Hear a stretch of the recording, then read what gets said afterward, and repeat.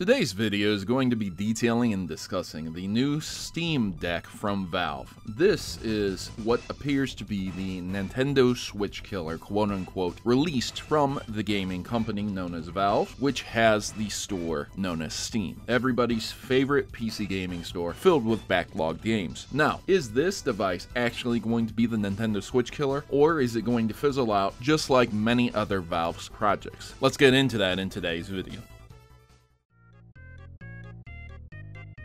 So yeah, if you've been living under a rock, ladies and gentlemen, the Steam Deck was released, which is basically a handheld form-factored PC. Imagine a pretty decent gaming laptop put into a Nintendo Switch form factor and BAM! You got yourself the Steam Deck. If you look at the Steam Deck, you can tell that it just takes all of the major gaming companies' controllers right now and adds a few buttons and puts it into the style of a Nintendo Switch. I keep comparing it to a Switch because that is exactly the form factor that it has. Now, this is going to be coming with a Zen 2 Plus and RDNA 2 for the CPU and GPU combination to drive the games themselves. Depending on the model you purchase, depends on the memory that you get. I would strongly suggest that anybody who's going to purchase this would get the middle of the road one, which comes with a 256GB NVMe SSD, but it does support micro SD cards, which can range from anywhere into the small sizes upwards to the 2TB range, which will solve your gaming memory needs, as a lot of games that are out today require over 100 to 200 gigabytes, and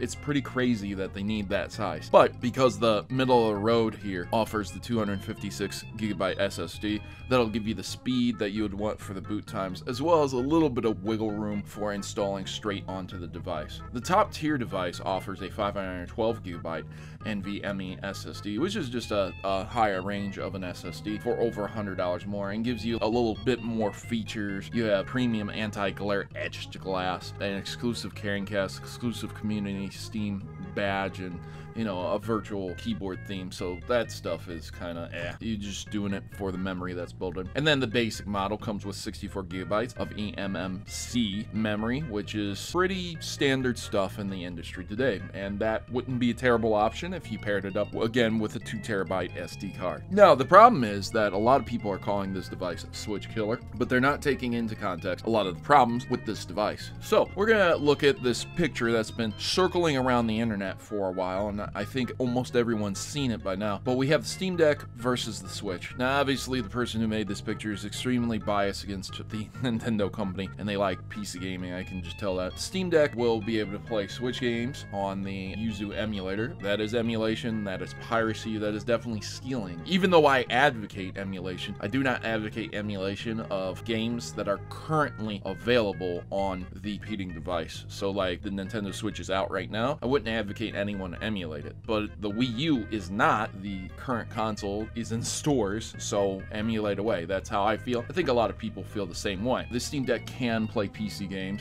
You can install Windows on it, which I would certainly hope that you would be able to. You can install any software on it, like Epic Game Stores. Again, Steam comes on it, and you can use the Xbox Game Pass on it, something that you definitely can't do on the Nintendo Switch. You can emulate other systems on it, as aforementioned, Wii U, which I was talking about, but other game consoles, like, if you wanted the PlayStation 2, PlayStation 1, so hopefully they'll all run good. You can watch Netflix on it, which for whatever reason, Nintendo, you can't do that on the Switch, and you can use a mouse and keyboard or other controllers on it, which is PlayStation, Xbox. But that also presents the idea of, if I just remove the Steam Deck here out of this comparison and replace it with a gaming laptop that costs the same, why wouldn't I just do that? The Steam Deck does come with something that's fantastic as well. It allows you to dock it up to a monitor and make it basically a Nintendo Switch that you can play off of, which is fantastic for people who are at war, soldiers who are consistently being deployed, possibly on training, college students, people who travel a lot on trains and stuff like that, and they just don't want to lug around a laptop. But actually, it's not that great, because if you really think about it, the carrying case that you're going to carry for a laptop is the size of a briefcase, and what you're going to be carrying for this is the size of a Nintendo Switch. It's not that massive massive of an improvement. You're still going to need a bag regardless for it, and you definitely don't want it stolen. The 3 points of Contenture I want to hit on is 1. The upgrade path for this device is going to be limited, which means you're probably only going to be able to get 5 to 6 years out of it. It's going to be competing with outdated architecture, which a lot of people are pairing it against the Nintendo Switch, a device that is almost 5+ years old now. This is just coming out now, and sure, it's the Nintendo Switch killer. However, the problem remains that the Nintendo Switch is 5+ years old. I would hope that it would have the power to kill the Nintendo Switch in terms of raw power. The second thing that I wanted to focus on is that it costs as much as getting a gaming laptop, and if you're a college student, that means you get a built-in keyboard that can be infinitely more useful than this device. Sure, you can use external keyboards, I'm not saying that. Sure, you can use an external dock and create a laptop out of this, but that's more of a cost when you could just get it in a laptop that you would be able to work on, you'd be able to clean effectively, and potentially upgrade in the future. Maybe just a little bit. The third thing, heat dissipation. The Nintendo Switch in its early days was known for warping screens because of how hot it got when people left it on for too long. Tell me how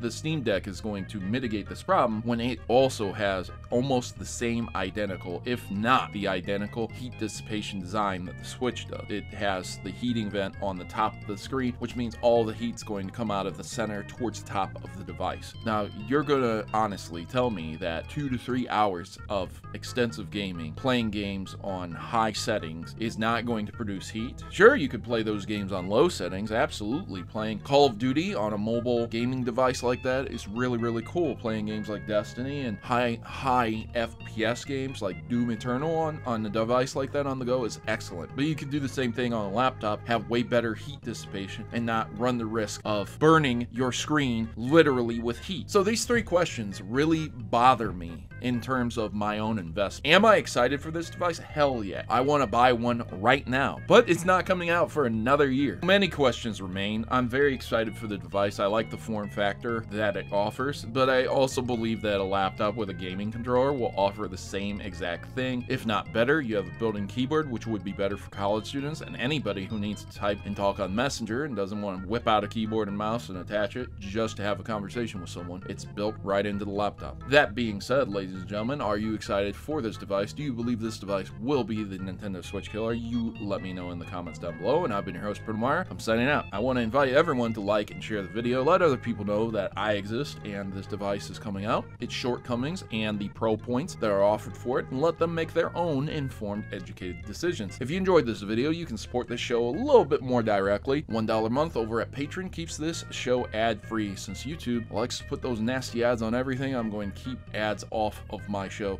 Freedom of speech relies on the ability to not be paid for an opinion, and I do not make a dime off YouTube thanks to my Patreon sponsors. Ladies and gentlemen, I will see you guys in the next one. I hope you have a fantastic week, and thanks for taking the time out to watch this video.